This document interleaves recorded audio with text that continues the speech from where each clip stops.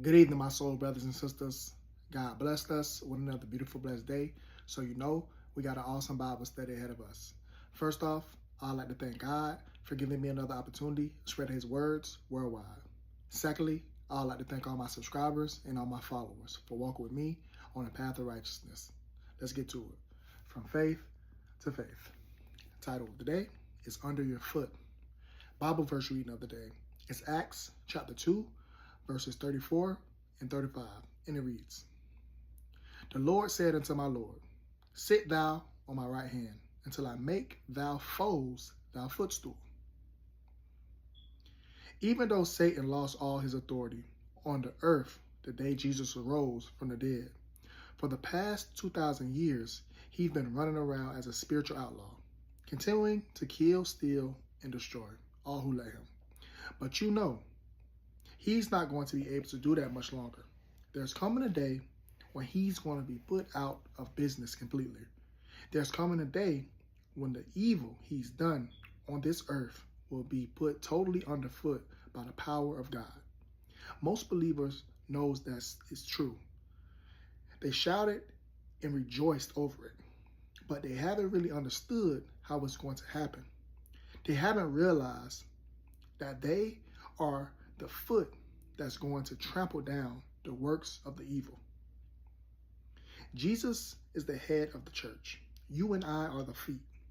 We are the ones who's going to be stumping the devil, stumping the sin, the sickness, and every other demonic thing in this earth.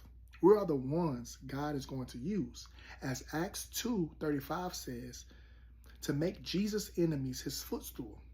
That's what Jesus was telling us when he said, Go you into the world and preach the gospel to every creature. Cast out devils. Lay hands on the sick. Mark 16:15 through 18. He was saying, Go you and be my feet. He was saying, all power and authority has been given unto me, both in heaven and in earth. Therefore, you take it and use it to put the devil under. But instead of obeying him, we've waited around watching and wondering when God is going to do something about the mess here on earth.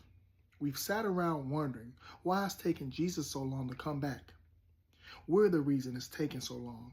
Jesus is waiting on you and me.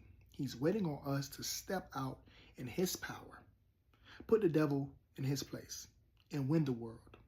He's waiting on us to drop our silly doctrines of differences and get busy doing what God said he would do. The Bible says that one can put 1,000 to flight and two can put 10,000 to flight. Every time we get together, we increase our strengths automatically. If we just get together and figure out who we are, if we realize that we're the feet of Jesus, we could kick Satan out of earth affairs with ease. Do you want to hasten Jesus' return?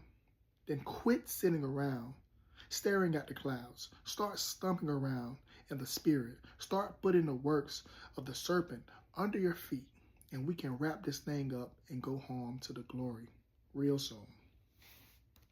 We are the feet. That's why I always tell y'all, frontline soldiers, mount up. Mount up.